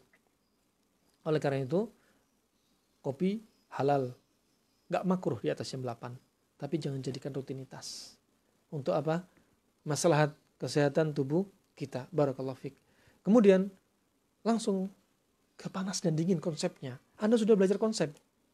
Ya, nggak usah sibuk, wah nanti gimana makan ini apa. Sampai ada yang Masya Allah setiap hari, sehari berapa kali telepon langsung. Nggak SMS, nggak apa, kadang telepon kita. Apa ini? Ya Allah, ya Rabb. Kadang kita kelelahan melayani sekian banyak pertanyaan. Ya, maka harap dimaklumi jika saya tidak menjawab pertanyaan detail atau tidak menjawab pertanyaan satu-satu. Ya, cukup Anda simak, ya, pelajari konsep.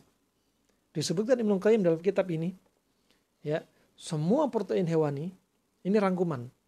Ya, Anda tanpa harus membaca kitab, cukup Anda instan mendapat rangkuman. Ya, semua protein hewani sifatnya adalah panas, kecuali ikan segar, mau darat, mau sungai, mau laut, ya, dan sapi segar. Sapi segar jangan diartikan makan mentah-mentah, bukan. Artinya sapi, ya, yang belum diawetkan, belum dijadikan dendeng. Maka ini sifatnya adalah dingin, dua hewan ini, ikan dan sapi. Adapun yang lainnya sifatnya panas. Tapi masuk dalam kategori ikan, ya, seperti ikan yang ma'ruf. Tapi kalau kita lihat, ya, seperti cumi, kepiting, lobster, kerang, ini kami melihat adalah yang sifatnya panas. Sifatnya panas, nggak seperti ikan, kategori ikan. Maksudnya ikan adalah seperti misalkan ikan kembung, ya, atau ikan tongkol, ikan tuna, ya, ikan sarden. Nah, itu tabiatnya dingin. Lain dengan cumi, lobster, kepiting, udang, kerang. Dan kenyataannya memang demikian. Kenyataannya mereka ini ikan-ikan yang seperti masuk kategori sebenarnya bukan penyebutan ikan, ya, cumi dan lain sebagainya, ya, ini menyebabkan apa? Kolesterol naik, asam urat naik, dan ini ciri-ciri adalah sifatnya panas, ya, sifatnya panas. Makanya jenis yang kita sebutkan barusan cocok dengan apa? Cari pendingin yang lainnya. Katakan timun, dan jangan biasakan mengkombinasi protein darat dengan protein laut. Ya. Kemudian jangan membiasakan mengkombinasi protein yang segar dengan yang sudah diasinkan, diawetkan. Misalkan makan ikan segar dengan ikan asin, jangan. Telur biasa dengan telur asin, jangan. Sapi segar dengan dendeng sapi, jangan. Juga jangan mengkombinasi hewan darat yang lainnya protein dengan protein yang lainnya. Ayam dengan kambing, kambing dengan sapi, jangan. Cukup satu saja protein. Ya. Jangan terlalu bersyahwat untuk mengkombinasi semua protein. Sah-sah saja, sesekali boleh-boleh saja. Barakallahu fiik. Kemudian, Anda berarti setelah tahu prinsip ini, sudah. Kalau mau makan nasi, misalkan Anda mau sama ikan segar. Tapi tetap usahakan ada sayur. Minimalnya cuma timun saja. Minimalnya cuma timun. Barakallahu fiik. Dan sekali lagi, jangan terlalu banyak nasi. Tubuh kita nggak terlalu butuh banyak nasi. Ya, bukan kebutuhan primer nasi tersebut. Nah, hanya mindset kita saja. Rahimani wa rahimakumullah. Nasi inilah, karbo inilah yang menyebabkan banyak orang obesitas. kemudian kebanyakan gula, kebanyakan garam, ya. Kenapa demikian? Karena apa yang kita sebutkan barusan ini akan menyebabkan diantaranya cairan tubuh tertahan. Ketika proses detox kita makan buah, maunya dikeluarin racun-racun, cairan-cairan yang berbahaya, protein-protein yang negatif, dikeluarin. Tapi gara-gara makanan tadi akhirnya terikat. Kenapa? Orang sering kombinasi panas dingin tapi nggak turun-turun berat badannya. Seminggu hanya turun 1 kilo, 2 kilo. Kita orang sudah coba, 1 minggu turun 8,2 kilo. Ada yang lebih. 1 bulan ada yang turun 35 kilo. Kenapa nih orang nggak turun-turun? Pak, ada yang perlu dikoreksi. Di antaranya apa? Masih suka garam, gula, karbo. Ya, gula dan karbo. Karbo boleh, cari pasangannya. Tapi nggak usah terlalu banyak. Kemudian rahimani wa rahimakumullah, jami'an. Ya, mayoritas sayur, mayoritasnya sifatnya dingin. Ada beberapa sayur yang sifatnya panas. Adapun seledri, kalau kita lihat, Masya Allah, seledri ini bagus untuk darah tinggi. Ya, tapi Ibnu Qayyim menyebutkan seledri ini sifatnya panas. Bahasa Arabnya karfas. Ya, wallahu a'lam bishawab. Alhasil Anda ambil konsep. Ada makanan yang bikin darah tinggi turun, itu dingin. Ada makanan yang bikin kita diuretik, pipis terus, itu dingin. Ada makanan yang banyak kandungan airnya, itu dingin. Hanya demikian. Simple sekali. Ya. Anda tinggal lihat, ya, walaupun tanpa jadwal makanan, simple sekali. Tinggal mengaplikasikan. Barakallahu fiik. Hindarkan makan minuman instan, hindarkan minum es, ya. Kemudian kurangi gula dan garam. Kemudian jangan makan langsung tidur. Kemudian jangan minum sambil makan. Kemudian mengkombinasi makanan yang benar antara protein. Jangan mengkombinasi protein dengan protein yang lainnya. Kemudian jangan minum susu dengan protein. Nah, itu contoh-contoh yang dibahas oleh kedokteran Arab klasik. Selanjutnya 15 menit ada sesi tanya jawab. Barakallahu fiik. Dipersilahkan.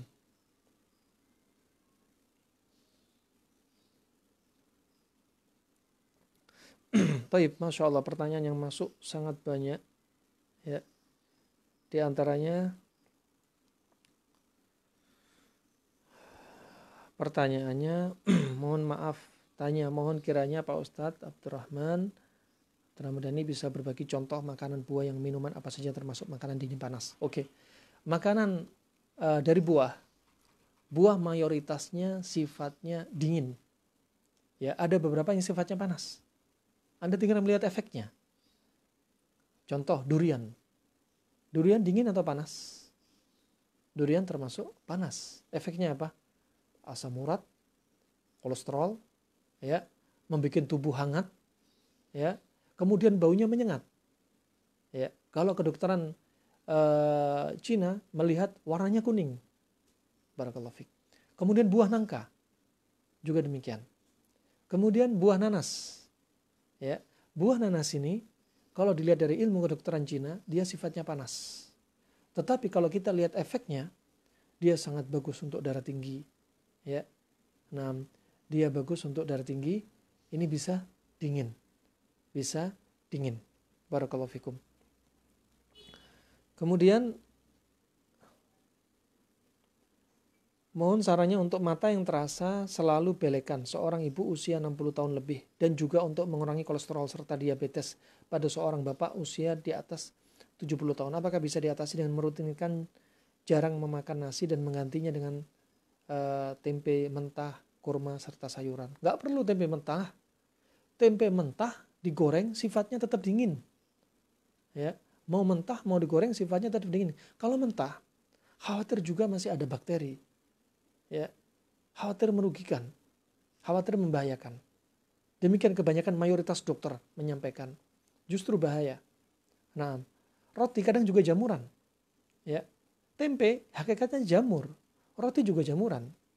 Ya, memang ada jamur yang nggak membahayakan, tapi tetap ya dilakukan dengan pemanasan. Khawatir ada bakteri dan lain sebagainya. Kemudian rahmatullah, kalau ilmu kedokteran Cina, suatu makanan yang diproses, mereka menyebutkan itu bisa ada perubahan. Ada perubahan dari sifatnya dingin menjadi panas. Contoh, susu sapi segar kalau diolah menjadi susu bubuk berubah menjadi sifatnya panas. Sapi segar, susu sapi segar sifatnya dingin. Ketika berubah menjadi bubuk menjadi panas karena ada pemanasan. Tapi ada hal-hal yang nggak berubah. Seperti disebutkan oleh Ibnu Muflih dalam kitabnya Al-Adab Asy-Syar'iyyah. Ya, seperti daun bidara, buah bidara itu sifatnya dingin. Cocok untuk mengobati seperti mastitis, bengkak pada payudara. Untuk mengobati bengkak-bengkak seperti lipum. Ya, cocok untuk mengatasi kulit yang mengelupas. Ada beberapa hari lalu ada ibu-ibu, ada akhwat, yaitu mbak-mbak, yang dia belum menikah, tapi kulit areolanya, putingnya sering terkelupas. Ya, ini bagus untuk apa? Pakai daun bidara. Ya, dia juga menyebutkan daun bidara bisa dengan cara disangrai dan buahnya, kemudian ditumbuk, dicampur dengan cuka dan dikompreskan. Nah, barakallahu fik. Ada kalau sifatnya terlalu panas tanpa cuka, karena cuka sifatnya panas. Dengan cara cukup tumbukan tadi dikompreskan dengan diberi sedikit air, dikompreskan pada daerah yang bermasalah. Wallahu alam bisawab. Ini contoh saja. Kemudian untuk mata belekan. Kenapa mata belekan? Sudah kita sebutkan. Kenapa? Karena perut. Ya. Karena perut yang terlalu lembab. Perut terlalu banyak uap, banyak angin. Berarti terapinya apa? Berikan pada ibu Anda terapi makanan ini. Jadwal pada makanan yang benar, kemudian terapi makanan yang benar, panas dan dingin. Nah, panas dan dingin. Ada di antaranya saudara kita yang biasa menyaksikan YouTube, kemudian mereka mencatat faedah dan mereka langsung mempraktekkan. Ada di antaranya tetangganya yang mengalami konjungtivitis, matanya belekan, lengket, kemudian merah dan gatal, ya. Kemudian hanya dia nasihatin, udah banyak makan timun, insya Allah sembuh. Hanya hitungan berapa jam, ya, dia terus makan timun. Kenapa? Karena ini panas, dikasih timun. Padahal saya nggak pernah mengajarkan sakit mata makan timun, tapi saya hanya mengajarkan konsep kalau ada panas kasih dingin. Dengan izin Allah Subhanahu Wa Taala, Allah sembuhkan. Nggak jadi berangkat ke dokter spesialis mata. Alhamdulillah mata sudah dingin, sudah nggak merah lagi, masya Allah. Kemudian kolesterol dan diabetes. Kolesterol diabetes dingin. Anda paling bagus pakai gandum. Rasulullah SAW ketika mengajarkan, ya, dalam hadis riwayat Imam Muslim, at-talbinatu, ya, at-talbinatu mujammatun al-talbinatu mujammadun lil fuadi tudhibu li ba'dil huzni. Talbinah itu untuk membuat hati itu lebih fresh. Talbinah. Dan talbinah itu menghilangkan sebagian rasa sedih. Talbinah ini adalah tepung gandum. Tepung gandum. Kenapa demikian? Tepung gandum dingin. Ya. Sedih apa? Panas. Orang sedih sering psikosomatik. Gak bisa tidur. Ya, sakit mah. Kemudian tensi naik. Kemudian diajak ngobrol sensitif. Ya. Kemudian badannya agak demam. Kenapa? Sifatnya panas. Orang stres juga kalorinya yang terbakar seperti 7 kali mengatari lapangan sepak bola. Terus dibakar terus. Ya, dibakar terus. Makanya terapinya adalah dengan talbinah yang dingin. Kalau Anda pergi ke dokter, ya, Anda akan dianjurkan oleh dokter untuk makan gandum. Kalau dokter atau ahli gizi ditanya, kenapa demikian? Karena kandungannya seperti ini dan itu. Tapi kalau Anda ditanya, Anda sudah belajar, kenapa pakai ini? Anda nggak usah hafalin kandungan. Anda cukup tahu karena sifatnya dingin. Dan yang ilmu yang saya dapat dari praktek-praktek dari saudara-saudara kita yang sakit, ya, cukup, yaitu biasa saya gunakan air rendaman gandum. Ya, masya Allah. Cara ini sudah disebutkan oleh para ulama. Di antaranya ada kitab, ya, yang kitab itu isinya hanya syair Arab, bukan menjelaskan satu demi satu, bukan. Syair Arab isinya sekitar 7.700 bait syair. bait syair 7.700. Ya. Di situ disebutkan ya, wa ilaju diabetu. Mereka sudah pakai bahasa Romawi. Ya, dan kitab ini ditulis tahun 600 Hijriah. Wa ilaju diabetu, dan obatnya diabetes. Kata dia apa? Yaitu gandum, syair. Syair itu adalah gandum. Waruman, dan yaitu delima. Kenapa? Karena sifatnya dingin, barakallahu fiik. Karena sifatnya dingin. Kami praktekkan, alhamdulillah sudah beberapa orang testimoni dengan izin Allah, Allah sembuhkan mereka. Ya, yang sebelumnya ya sering polidipsi, ya banyak minum haus, poliuri banyak minum pipis terus, dan poli pagi banyak makan tapi lapar terus. Dengan izin Allah gejala-gejala ini berkurang. Ya, yang menunjukkan yaitu kadar dalam darah mulai turun. Ya, kadar dalam darah mulai turun. Rahimana wa rahimakumullah. Caranya apa? Anda beli gandum utuh, yang masih utuh, belum jadi tepung gandum, masih utuh. Di mana Anda dapat? Silahkan. Di toko jual beli online banyak didapati. Ya, ambil 2 genggam, 1,5 genggam sampai 2 genggam dengan air 1 liter sampai 1,5 liter. Semalaman Anda rendam. Katakan setelah Isya sampai subuh. Kemudian Anda minum 5 sampai 6 kali. Dengan izin Allah, Allah akan ya turunkan kolesterol dan gula darah Anda. Baik gula darah, diabetes itu turunan ataupun dapatan. Rahimani wa rahimakumullah, demikian. Kemudian yang berikutnya, untuk tipes kronis, menu makanan panas dinginnya apa saja dalam sehari, dan herbalnya apa saja, pantangannya apa saja, jadwal makannya gimana. Ya, sebagaimana para dokter juga sudah menyebutkan, pantangan untuk orang tipes jangan yang masam-masam, jangan kecut-kecut, jangan pedas-pedas. Ya. Nah, intinya jangan makan makanan yang terlalu merangsang. Terlalu merangsang termasuk berarti apa? Jangan makan nangka, jangan makan durian. Ya. Nah, sifatnya panas, panas ketemu panas, infeksi. Ya, panas sifatnya dipanas, ini ketemu panas. Cari yang dingin-dingin. Ya, cari yang dingin-dingin. Nah, barakallahu fikum. Adapun di negeri Arab, biasanya kita kalau tipes pakai aloe veranya Arab, namanya subur, tanaman subur. Makanya kata sabar diambil dari kata subur. As-subur murun madaqatuhu walakin awaqibuhu ahla minal asali. Demikian dalam syairnya. Sabar itu seperti namanya, dari tanaman sabr. Sabr itu atau subur itu adalah aloe veranya Arab. Rasanya pahit, tapi hasilnya ya setelah makan pahit ini lebih manis daripada madu. Ya, kasus kanker, kasus kencing manis kita biasanya kalau di Arab, ketika di Arab kita pakai subur, pakai aloe vera, pakai aloe vera. Ya, tipes juga demikian, pakai aloe vera. Sifatnya dingin. Masya Allah, barakallahu fikum. Anda mungkin bisa cari di toko-toko herbal, ya subur, aloe veranya Arab. Itu Masya Allah yang biasa saya pakai untuk kasus pasien. Ya, dan biasanya saya sedikit campur kadang dengan air liur lebah propolis. Barakallahu fikum. Untuk pola makannya tetap panas dan dingin. Cuma panasnya dikurangi, banyakin dinginnya. Ya, banyakin dinginnya. Taib.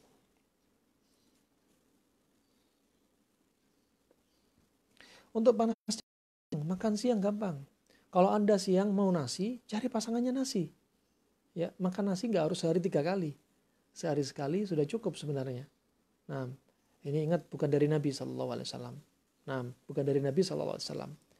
Nah, makan nasi misalkan nasi, katakan nasi, Anda siang makan nasi, cari pasangannya yang dingin. Nasi sama sayur bayam, ya ada tempe, ada tahu, Masya Allah nikmat. Mau ditambah ikan, silahkan. Ya, simpel sekali. Apa yang susah? Ya, Anda sudah tahu konsep. Anda hanya diajari konsep. Pakai konsep ini. Ketika malam nggak usah pakai nasi. Ya, malam Anda pakai apa? Anda pakai daging misalkan, malam makan sate, antara maghrib isya makan sate. Udah sate sama sayur salad. Ya, sate sama sayur salad. Naam, barakallahu fikum. Itu sangat simpel. Kalau Anda di perjalanan, mau di restoran, bukan jadi alasan Anda untuk Anda melanggar. Saya kan nggak di rumah, istri nggak nyiapin panas dingin. Ya, Anda tinggal lihat. Itu semua kembali kepada himmah, kepada niat Anda untuk mempraktekannya. Ya, misalkan Anda makan siang di restoran, cari menunya. Ya, cari menunya panas dingin mana. Ya, kalau kebiasaan saya, ya biasanya saya bekal timun. Ya, kalau di luar harus makan, sulit menemukan dingin, sudah timun dari jok motor kita ambil. Ya, kita cuci, udah makan sama timun. Makan sama timun. Misalkan terpaksa atau kita lagi hobi kangen dengan bakso. Bakso enggak cilok, enggak haram, enggak makruh. Sah-sah saja. Cari pasangannya. Ya, cari pasangannya. Katakan pasangannya, saya bisa mesti bawa timun. Ya, ada bakso, ada timun. Ada bakso, ada timun. Bakso di situ ada tepung dan ada daging sapi. Daging sapi sifatnya dingin, tepung sifatnya panas. Ya, tambahi timun. Barakallahu fiik. Makanya kalau orang makan bakso, pantangan bagi siapa? Kolesterol dan asam urat. Asam urat bisa langsung melonjak kalau orang sudah punya asam urat dikasih bakso. Tambah timun. Tapi ingat, bisa jadi ini pantangan bakso bagi Anda yang sudah punya asam urat. Ya, karena termasuk mengobati penyakit dengan menghindari pantangan. Bagi yang sehat, cari kombinasi yang benar. Biar tetap seimbang. Barakallahu fiik. Nah, ini pertanyaan, banyak sekali pertanyaan orang yang masih bingung. Ya, wallah mudah. Wallah mudah sekali. Ya. Nah, anggap itu mudah. Konsep ini Anda kuasai. Ya, panas dingin, ciri-cirinya apa aja sudah kita sebutkan. Sudah kita sebutkan. Nah, sangat simpel sekali. Yang belum paham, silakan japri. Kami jawab ketika waktu longgar insyaallah. Apakah herbal untuk penyakit keputihan? Pertama, untuk keputihan paling bagus adalah dengan apa? Pola makan. Itu herbal paling manjur dengan izin Allah. Ya, memperbaiki pola makan Anda. Kemudian yang kedua, Anda bukan hanya keputihan, bahkan kasus kista rahim, kasus kanker rahim. Dengan cara apa? Anda pakai model ratus vagina. Permisi akramakumullah. Ya, misalnya ada ibu-ibu yang bermasalah di organ vital dan ada benjolan, tumor atau kanker di rahim. Ya, caranya diantaranya dengan menggunakan ratus vagina. Ya, seperti kalau Ibnu Muflih menyebutkan dengan menggunakan bidara, daun bidara dengan buah bidara. Direbus di atas panci, kemudian biarkan dia menguap sampai keluar uapnya. Kemudian ibu-ibu yang bermasalah atau mbak-mbak yang bermasalah, ya, pakai kursi ratus vagina. Ya, mungkin kalau kursi ratus vagina harganya mahal, ya, bisa beli di toko-toko alat-alat instrumen medis, ya, atau mungkin Anda bisa pakai kursi kayu sendiri, dilubangi tengahnya. Kemudian dengan melepaskan pakaian dalamnya, kemudian biarkan uap ini masuk ke dalam vagina. Dan uap ini adalah obat, ya, terapi untuk dia. Nah, adapun Ibnu Muflih juga menyebutkan dalam momen yang lainnya, bisa juga menggunakan daun bawang. Bahasa Arabnya kurroth, daun bawang. Biarkan dia menguap. Ya, ini terapi manfaatnya banyak. Di antaranya untuk keputihan, permisi untuk menyempitkan alat vital, ya, lebih keset. Kemudian juga untuk menyuburkan rahim. Juga bisa untuk masalah-masalah yang ada di dalam rahim. Barakallahu fiik. Kemudian